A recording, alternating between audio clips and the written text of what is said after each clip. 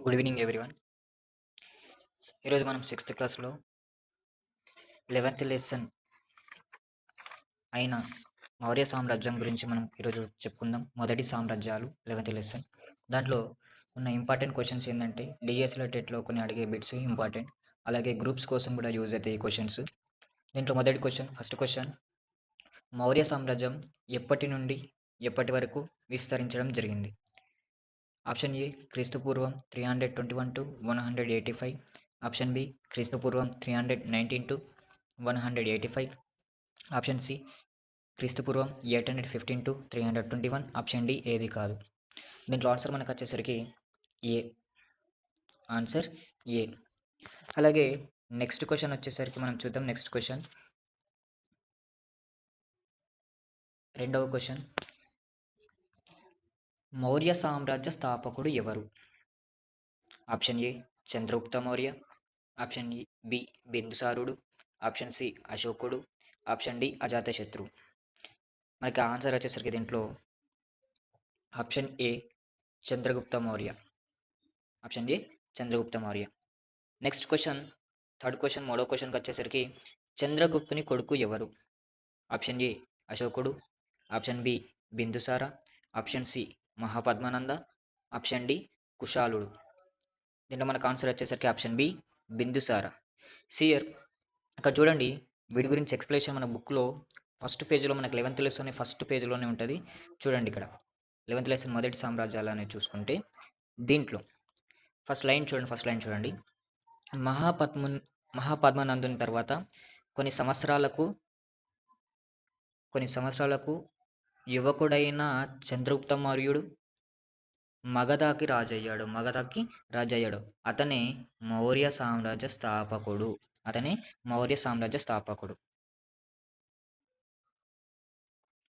అలాగే మనం ఇంత చూద్దాం. ఇక్కడ మూడో క్వశ్చన్, చంద్రగుప్తుని కొడుకు ఎవరని అన్న కదా, దాంట్లో బిందుసారుడు అని చెప్పాను. దాంట్లో ఎక్స్ప్లెనేషన్ చూడండి. ఇక్కడ కింద మన లాస్ట్ చూడండి. చంద్రగుప్తుని కొడుకు బిందుసారుడు, మనవడు అశోకుడు. అంటే చూడండి, ఇక్కడ చంద్రగుప్తుని కొడుకేమో బిందుసారుడు మన కొడుకేమో అశోకుడు. అంటే ఇక్కడ చంద్రగుప్తునికి అశోకుడు ఏమవుతాడు? మనవడవుతాడు. ఈ విధంగా అన్నమాట. నెక్స్ట్ మనం ఐదో క్వశ్చన్కి వస్తే, మౌర్య సామ్రాజ్యం ఎక్కడి నుండి ఎక్కడి వరకు విస్తరించింది? ఆప్షన్ ఏ నేటి ఆఫ్ఘనిస్తాన్ నుండి దక్షిణ కర్ణాటక వరకు.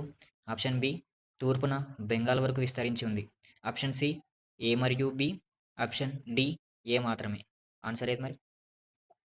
ఇక్కడ ఆన్సర్ చూసుకుంటే option C A and B, అంటే నేటి ఆఫ్ఘనిస్తాన్ నుండి దక్షిణ కర్ణాటక వరకు విస్తరించింది, అలాగే తూర్పున బెంగాల్ వరకు విస్తరించింది. సిక్స్త్ క్వశ్చన్ చూస్తాం. భారతదేశంలో ఉన్న థార్ ఎడారి ఏ రాష్ట్రంలో ఉంది?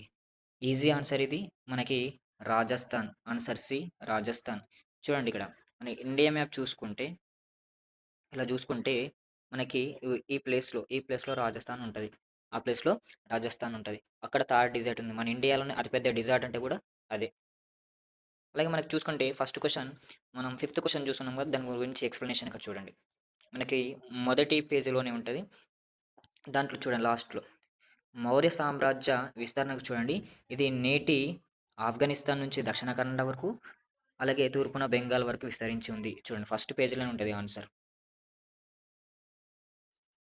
ఏడవ క్వశ్చన్కి వస్తే, సెవెంత్ క్వశ్చన్, కౌటిల్యుడు రచించిన ఏ గ్రంథం మౌర్య సామ్రాజ్య పాలన గురించి తెలుసుకోవడానికి ప్రధాన ఆధారంగా ఉంది? చూడండి, కౌటిల్యుడు రచించిన ఒక బుక్, ఒక గ్రంథం ఏదంట? Option A Indica. Option B అర్థశాస్త్రం. ఆప్షన్ సి ముద్ర రాక్షసం. Option D Rajatarangini. ఆన్సర్ ఏది మరి ఇక్కడ? కౌటిల్యుడు రచించిన గ్రంథం ఆప్షన్ బి అర్థశాస్త్రం. ఆప్షన్ బి అర్థశాస్త్రం. చూడండి, ఇక్కడ ముద్ర రాక్షసం అంటే ఎవరంటే విశాఖదత్తుడు రచించాడు. ఇది చంద్రగుప్త మౌర్యుడి అధికారంలోకి వచ్చిన విధానాన్ని వివరించే చారిత్రక నాటకం అంట. అలాగే ఈ రాజతరంగి ఎవరంటే కల్హనుడు రచించాడు. ఇది కాశ్మీరు రాజుల చరిత్రను వివరిస్తుంది. దీనిని భారతదేశపు మొదటి చారిత్రక గ్రంథంగా భావిస్తారు. Very important question. అలాగే మరి కౌటిల్యుడు రచించిన బుక్ అని చెప్తున్నాం కదా, అది మన బుక్లో ఎక్కడ ఉందంటే చూడండి, ఇక్కడ ఎక్కడుంది ఇక్కడ మనకి? ఇగో ఎలా తెలుసుకుంటాం అనే దాంట్లో ఈ సామ్రాజ్యాన్ని అంటే ఈ మౌర్య సామ్రాజ్యాన్ని గురించి తెలుసుకోవాలంటే అప్పటి కాలాన్ని గురించి రాసిన చాలా పుస్తకాలు మనకు ఉపయోగపడతాయి. చంద్రగుప్తుడి మంత్రి అయిన చంద్రగుప్తుడి మంత్రి అయిన కౌటిల్యుడు రాసిన అర్థశాస్త్రం ఉన్న పుస్తకం చాలా ముఖ్యమైనది. అలాగే కింద చూడండి. చంద్రగుప్తుని ఆస్థానంలో గల గ్రీకు రాయబారి మెగస్తనీస్ రాసిన బుక్ ఏది? ఇండికా. మెగాస్తనీస్ రాసిన బుక్ ఏది? ఇండికా. మనకిక్కడ పైన గూడా ఉంది చూడండి. ఇండికా అని ఉంది గదా! మరి ఇండికాని రచించింది ఎవరు? మెగస్తనీస్. ఎవరు? మెగస్తనీస్. నెక్స్ట్ ఎయిత్ క్వెషన్ వచ్చేసరికి చంద్రగుప్తుల ఆస్థానానికి వచ్చిన గ్రీకు రాయబారి ఎవరు? మనం ఇంతకుముందే ఎక్స్‌ప్లెయిన్ చేసుకున్నాం. గ్రీకు రాయబారి. మరి గ్రీకు రాయబారి ఎవరు?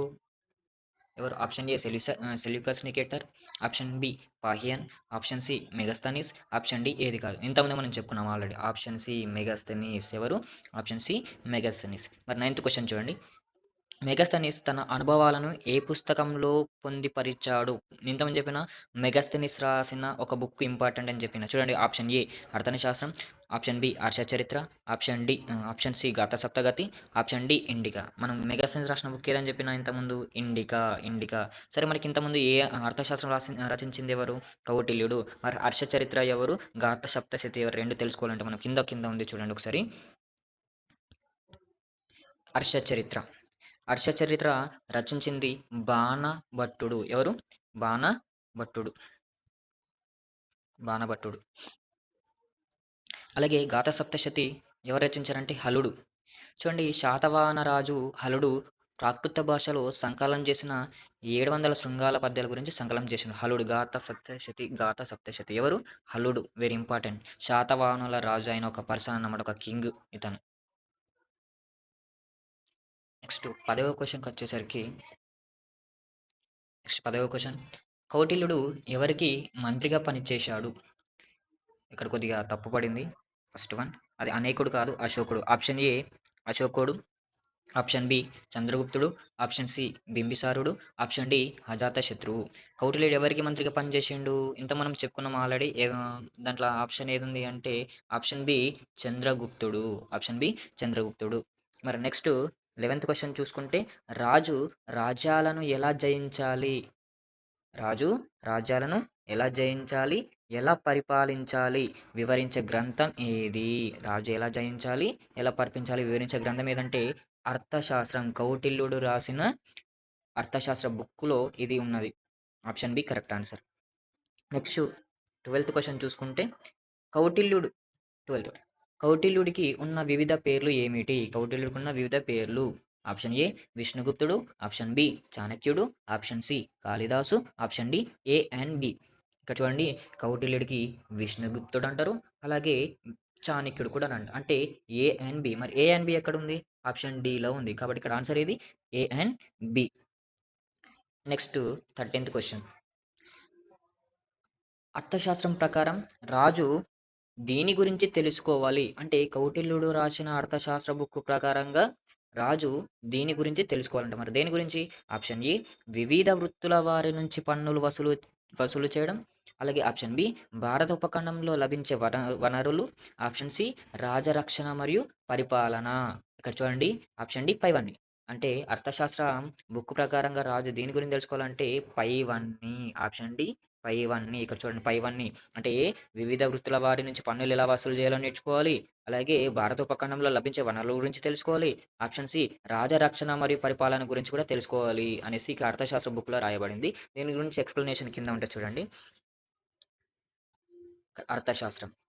చంద్రగుప్తుని మంత్రి అయిన చాణక్యుడు, కౌటిల్యుడు అర్థశాస్త్రం అనే పుస్తకంలో రాజు రాజ్యాలను ఎలా జయించాలో, వాటిని ఎలా పరిపాలించాలో తెలియజేశాడు. ఇక్కడ ఉంది చూడండి. అంతేగాక రాజని కుట్రలు, కుతంత్రాల నుంచి ఎలా కాపాడాలో ఎలా కాపాడాలో, వివిధ వృత్తుల వారి నుంచి ఎలా పన్నులు వసూలు చేయాలో, అలాగే భారత ఉపఖండంలో లభించే వనరులు ఏమిటో వివరించాడు. ఇది అర్థశాస్త్రం బుక్‌లో ఉన్నదిది. నెక్స్ట్ 15వ క్వెషన్ చూడండి ఇక్కడ. మౌర్య సామ్రాజ్యంలో చక్రవర్తి ప్రత్యక్ష నియంత్రణలో ఉన్న ప్రాంతం ఏది? Option A Takshashila, option B పాటలీపుత్రం, option C Ujjayini, option D Tosali. మరి ఇక్కడ ఆన్సర్ ఏది? ఆప్షన్ బి పాటలీపుత్రం. ఆప్షన్ బి పాటలీపుత్రం. ఇక్కడ చూడండి నెక్స్ట్ సిక్స్త్ క్వశ్చన్. రాజ్యంలో అధికారులు ఎలా పనిచేస్తున్నారు అనే సమాచారాన్ని రాజుకు అందించేవారు ఎవరు? ఆప్షన్ ఏ దూతలు, ఆప్షన్ బి మంత్రులు, ఆప్షన్ సి వేగులు, ఆప్షన్ డి సైనాధిపతులు. ఇక్కడ ఆన్సర్ వచ్చేసరికి ఆప్షన్ సి వేగులు. ఆప్షన్ సి వేగులు. దీని గురించి కింద ఎక్స్ప్లెనేషన్ ఉంది చూడండి. సామ్రాజ్యంలో వివిధ ప్రాంతాలను వివిధ రకాలుగా మౌర్యులు పరిపాలించేవారు. పాటలీపుత్రం పాటలీపుత్రం దాని చుట్టూన్న ప్రాంతం అంతా చక్రవర్తి ప్రత్యక్ష నియంత్రణలో ఉండేది. ఇంతకుముందు క్వశ్చన్ అడిగింది అది పాటలీపుత్రం. పాటలీపుత్రం. అలాగే కింద చూడండి. రాజాజ్ఞలు పాటించిన వారిని శిక్షించడానికి అధికారులను నియమించేవారు. రాజాజ్ఞలు పాటించిన వారిని ఎవరిని నియమించేవారంటే అధికారులను. ఎవరిని? అధికారులను నియమించేవారు. అధికారులను. అలాగే నెక్స్ట్ రాజ్యంలో జరిగే విషయాలను అధికారులు ఎలా పనిచేస్తున్నారనే సమాచారాన్ని ఎవరు అందించేవాళ్ళంటే వేగులు. ఇంత మన క్వశ్చన్ వచ్చింది చూడండి. ఇక్కడ చూడండి, రాజ్యంలో జరిగే విషయాలను అధికారులు ఎలా పనిచేస్తున్నారు అనే సమాచారం ఎవరు అందిస్తున్నారు రాజుకి? వేగులు అందిస్తున్నారు. వీళ్ళనే గూఢచారులు అంటారు. వీళ్ళని ఏమంటారు? గూఢచారులు. అలాగే చక్రవర్తి సందేశాలను అధికారులకు దూతలు చేరవేసేవారు. దూతలు ఎవరు చేరవేసేవారు? దూతలు. ఇదొక క్వశ్చన్ ఇంపార్టెంట్. మంత్రులు రాజకుటుంబ సభ్యుల సహకారంతో అధికారుల పనితీరు చక్రవర్తి పర్యవేక్షించేవాడు. ఇది చాలా ఇంపార్టెంట్ పేరాగ్రాఫ్. నెక్స్ట్ 17 క్వశ్చన్, 17వ క్వశ్చన్.